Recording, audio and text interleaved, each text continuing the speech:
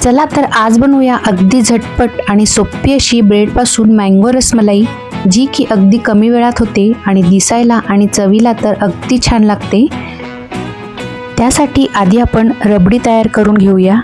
इथे मी 1 कप दूध घेतलेला आहे, 1 कप इतका मँगो पल्प घेतलेला आहे, अर्धा कप कंडेन्स मिल्क घेतलेला आहे,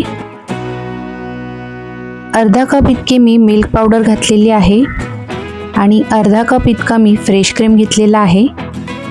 आता इथे आपल्याला पाव चमचा वेलची पूड घालायची आहे आणि हे मिश्रण जे आहे ते आपल्याला चांगलं असं एकजीव करून घ्यायचं आहे। हे बघा, हे मिश्रण असं या पद्धतीने आपल्याला मिक्स करून घ्यायचं आहे। आता आपली इन्स्टंट अशी रबडी तयार आहे। आता इथे मी 6 ब्रेडचे स्लाइस घेतलेले आहेत, ते आता आपल्याला अशा पद्धतीने गोल आकारात कापून घ्यायचे आहेत। इथे तुम्ही कुकी कटरचा वापर करू शकता किंवा मग अशा पद्धतीने ग्लासने पण कट करू शकता। आता हे एका सर्विंग बाउलमध्ये कापलेले ब्रेडचे तुकडे आपल्याला अशा पद्धतीने ठेवायचे आहे। आता आपण ही जी रबडी बनवलेली आहे ना, ती यावरती आपल्याला घालून घ्यायची आहे। आता ब्रेडचे स्लाइस पूर्णपणे बुडतील ना इतकी अशी रबडी आपल्याला वरून घालून घ्यायची आहे।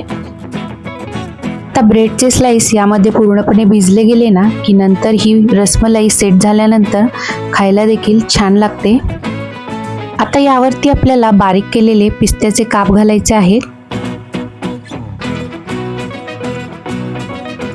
आता परत एकदा हे ब्रेडचे स्लाइस आपल्याला असे या पद्धतीने ठेवून घ्यायचे आहेत आणि ही जी रबडी आहे ना ती परत आपल्याला यावरती घालून घ्यायची आहे। पूर्णपणे ब्रेडचे स्लाइस बुडतील ना इतकी आपल्याला रबडी यावरती घालायची आहे। तुमच्याकडे देखील कमी वेळ असेल आणि तुम्हालाही काहीतरी थंडगार आणि गोड खावंसं वाटत असेल ना, तर ही रसमलाई एकदा करून बघा, अतिशय छान होते। आता वरून आपल्याला परत असे बारीक केलेले पिस्त्याचे काप घालायचे आहेत।